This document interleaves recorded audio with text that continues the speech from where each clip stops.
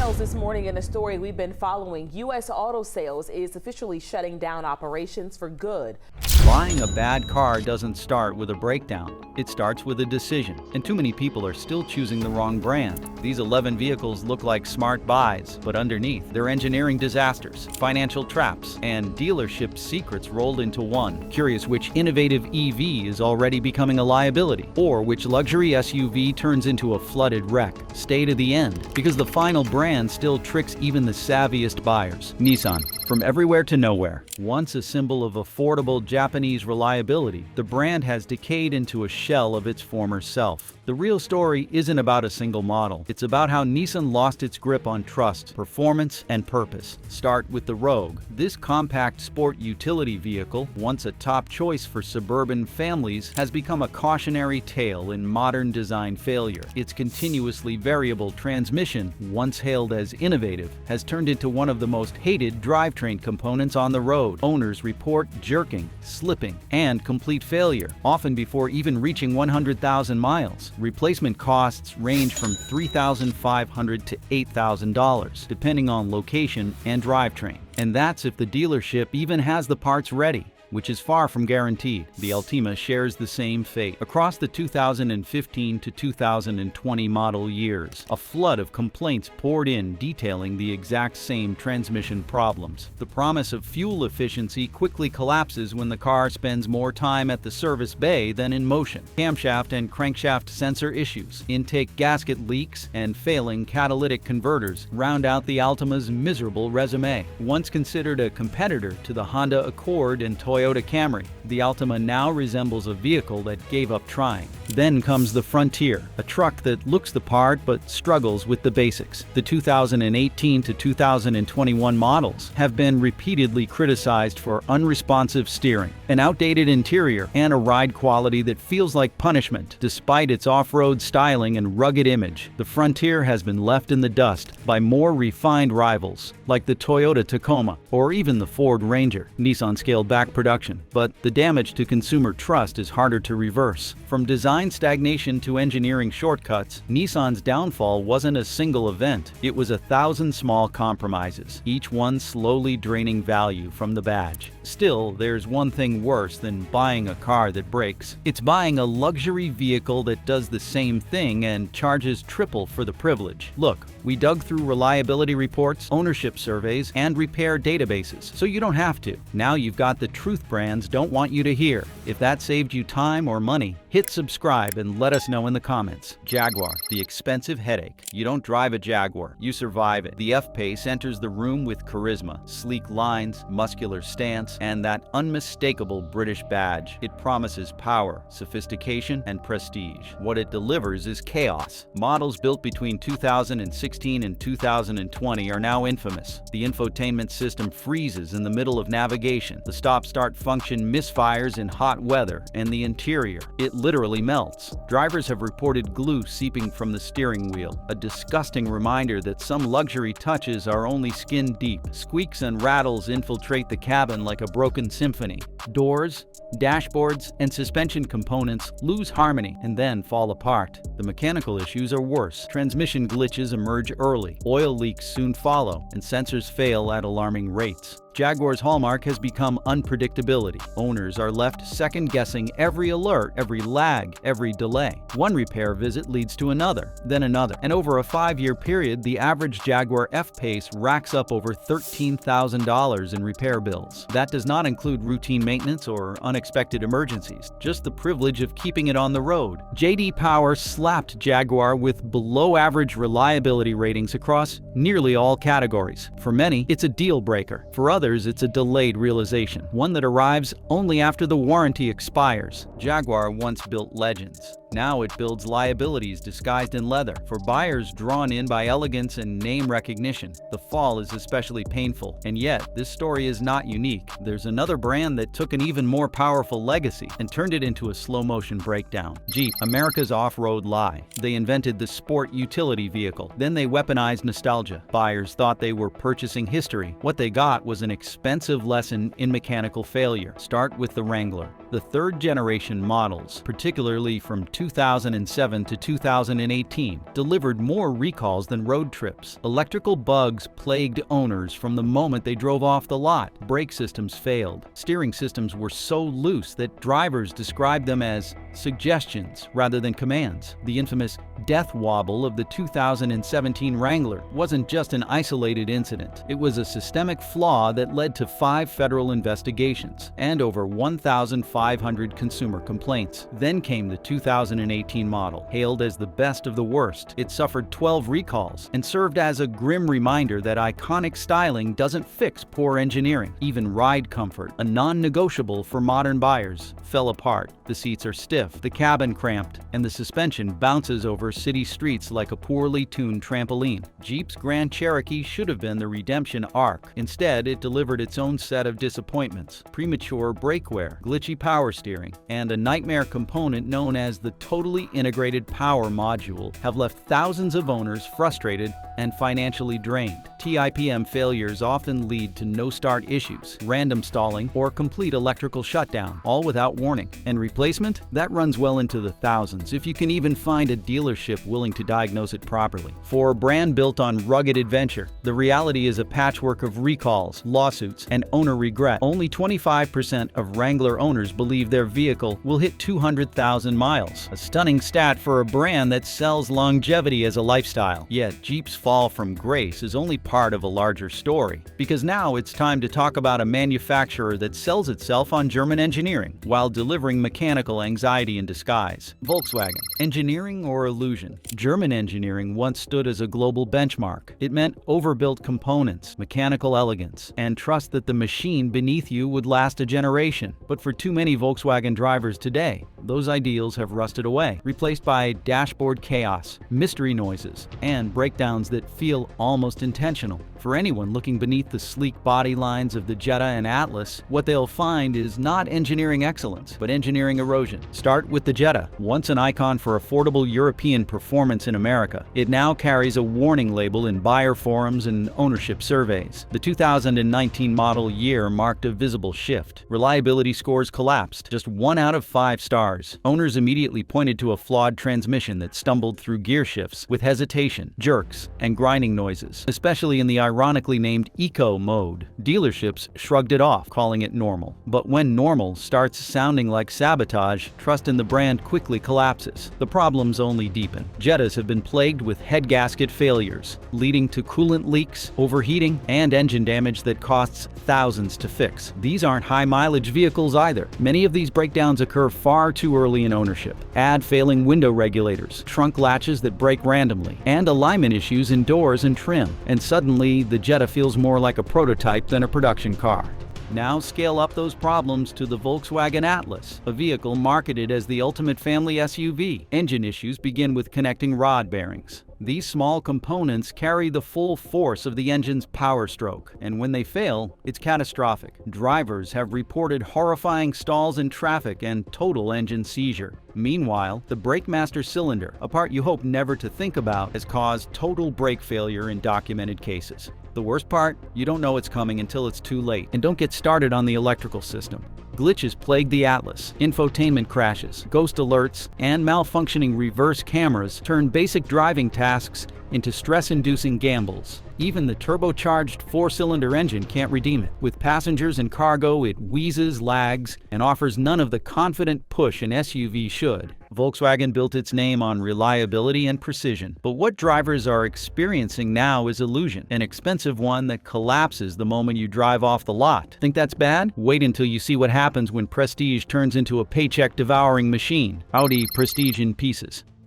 They're not just selling vehicles. Audi is selling status. The Q5 promises luxury, power, and German precision in one polished package. But the more time owners spend behind the wheel, the more that image unravels. Beneath the sculpted metal and dazzling LEDs lies a machine riddled with mechanical misfires, design oversights, and reliability nightmares that turn ownership into a full-time job. The 2-liter turbocharged, fuel-stratified injection engine should be a masterpiece. In theory, it balances performance with efficiency. In practice, it gulps oil like a high-mileage beater. Owners are reporting the need to top off oil weekly just to prevent the low pressure warning from illuminating. Let it go too long, and the engine wears fast. For some, the end result has been complete engine failure, often outside of warranty. Then comes the positive crankcase ventilation system, or PCV. It's essential for emissions and engine pressure regulation. In the Q5, it's almost guaranteed to fail early. That failure wrecks performance, causing acceleration delays, engine sputters, and idle surges. Repairs are costly and reappear frequently, making it one of the most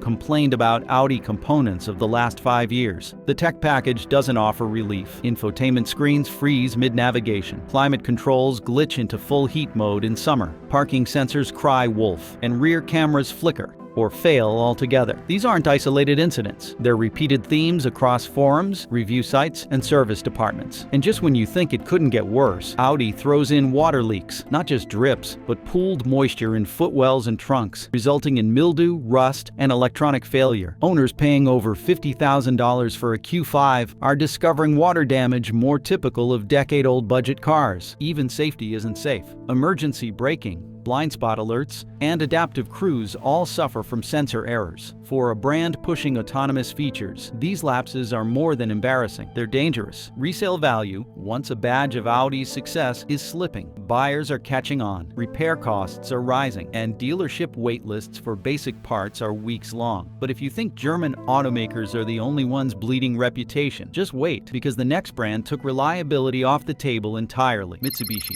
when cheap costs you more. The Mirage was not discontinued with a bang. It was quietly erased. A whisper of regret from Mitsubishi, buried beneath dealer inventory that would not move no matter how many incentives they threw at it. It is the kind of car that lures buyers with a too-good-to-be-true sticker price, then punishes them every mile they drive. The heart of the Mirage's misery is its unrefined 3-cylinder engine. It groans, it hesitates, it vibrates so much at idle that passengers have mistaken it for a mechanical fault. Combine that with an anemic acceleration curve, and you are not just driving a car, you are pleading with it to keep up with traffic. Drivers describe it as feeling like it wants to stall out of embarrassment. That is not transportation, that is torment. Reliability? On paper maybe. In reality, sensors fail without warning, especially the acceleration and airbag sensors.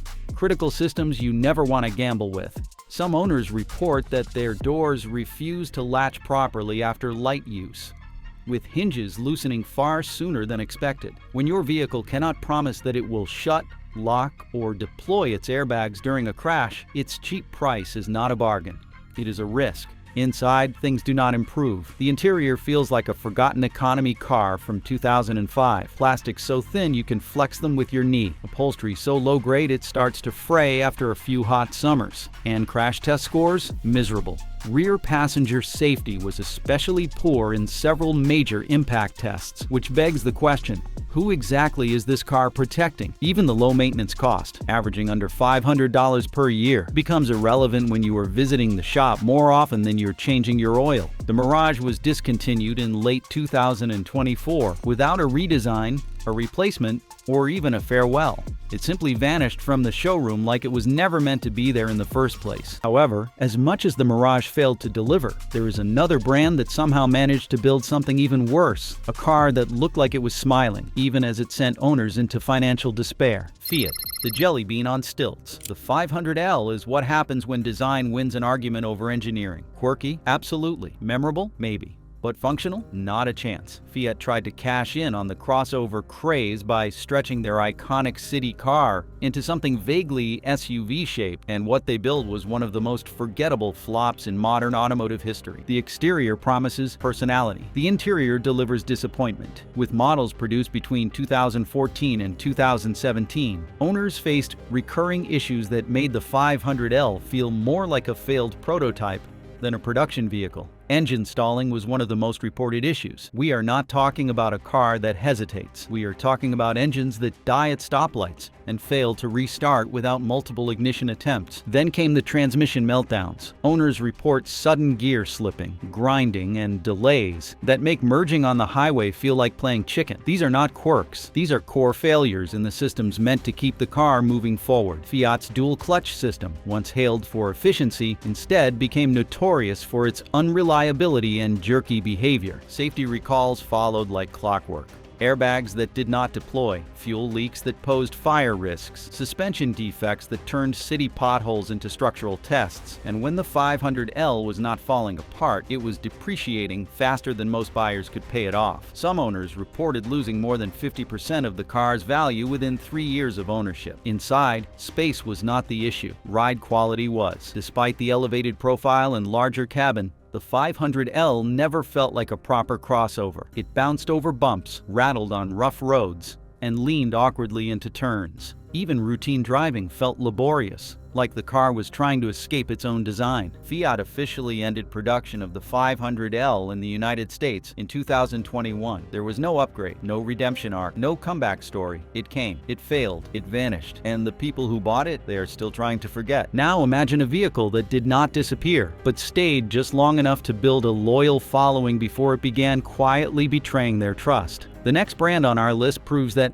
not all quiet rides come with peace of mind. Buick, comfortably unreliable. From the outside, the Encore seems like a perfect fit for modern life. Small footprint, decent mileage, smooth ride, and the understated presence Buick has built its brand around. But open the hood, or worse, the owner forums, and the truth begins to unravel. This is not a car that gets better with time. It is one that tests your patience the longer you keep it. The biggest issue is its unpredictability. The Encore, particularly in model years from 2015 onward, suffers from a wide range of mechanical failures. 1 week, it is the turbocharged 1.4-liter engine, struggling to accelerate on an incline. The next, it is the air conditioning that stops working in peak summer.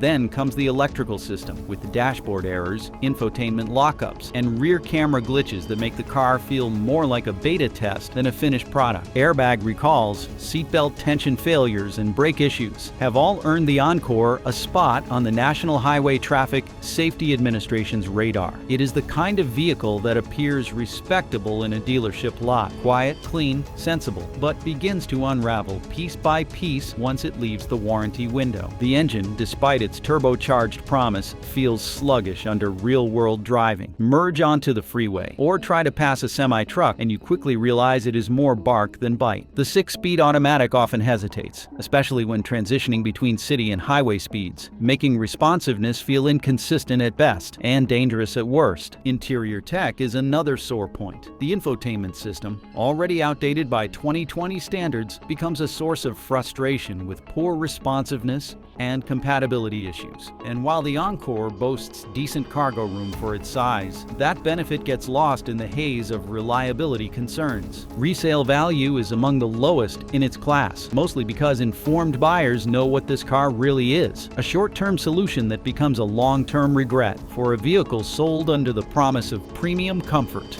and General Motors reliability. The Encore delivers neither in the long run. The next car on this list, though, doesn't even bother pretending to be graceful. It charges forward with brute strength and bold styling, and then leaves owners wondering what went wrong with all that power. Dodge, speed with a price. The Durango hits 60 miles per hour in 5 seconds. Impressive, until the repair bills catch up even faster. What Dodge marketed as a muscular family hauler has become a ticking financial bomb, with real-world fuel economy hovering around 15 miles per gallon and reliability slipping year after year. Ownership costs stack up just as quickly as speed. Engine failures, exhaust manifold cracks, and persistent electronic faults can rack up $5,000 to $7,000 in repairs before the odometer even hits 60,000 miles. Inside, the issues don't stop. The cabin is dominated by hard plastics and aging tech. The infotainment system feels several model years behind, while the build quality fails to match rivals in its price bracket. For a vehicle that often stretches beyond $50,000 fully optioned, it lacks the finish and refinement consumers expect. And when it comes to safety,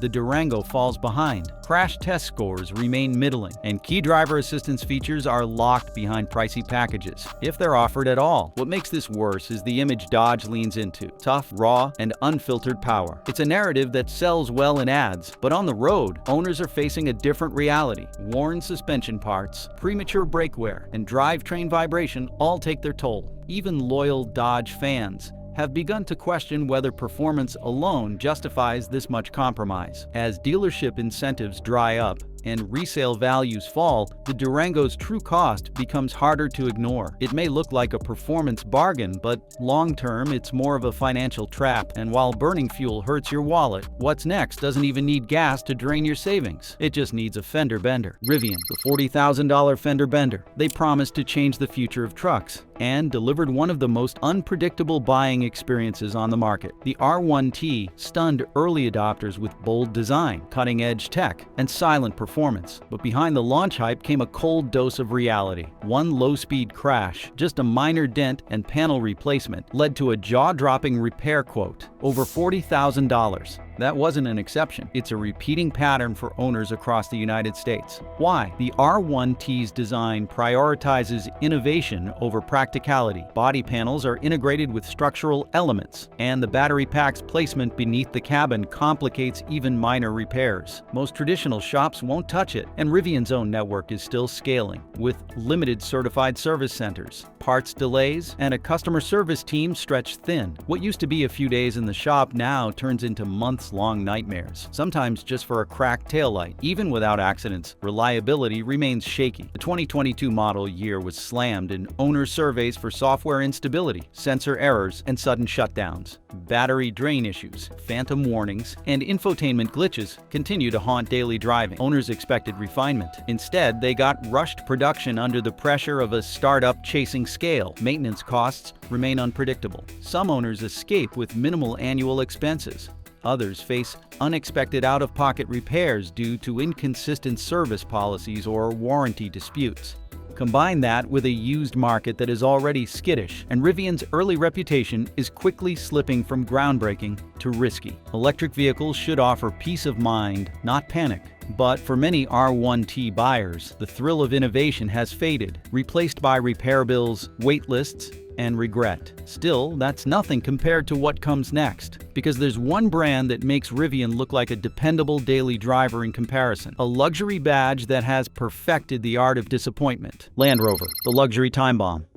Between 2017 and 2020, Discovery models ranked among the most unreliable vehicles in North America. More than 24,000 owners reported mechanical failures, electronic meltdowns, and warranty nightmares. The Land Rover Discovery looks like a success. Its sculpted panels, premium paint, and upright stance exude confidence. But under that luxury facade lies one of the most broken ownership experiences money can buy. Start with the air suspension, a signature feature that often collapses within the first few years, leaving the vehicle tilted, sagging, or undrivable. Then there's the drivetrain, transfer case seizures, axle noise, and transmission lurches that can't be fixed without disassembling half the powertrain. For a vehicle that sells well above $60,000 new, the engineering feels shockingly fragile. Electronics are no better. The infotainment system often freezes, resets, or locks drivers out entirely. Keyless entry failures, climate control bugs, and digital dash blackouts are all common complaints. Add in roof leaks, body panel misalignment, and brake issues, and you have an SUV that requires constant surveillance from owners just to stay functional. And yet, somehow, Land Rover continues to sell the illusion. Buyers are seduced by the badge, the marketing, and the image of elite capability. What they don't realize is that these vehicles often spend more time in service bays than on the road.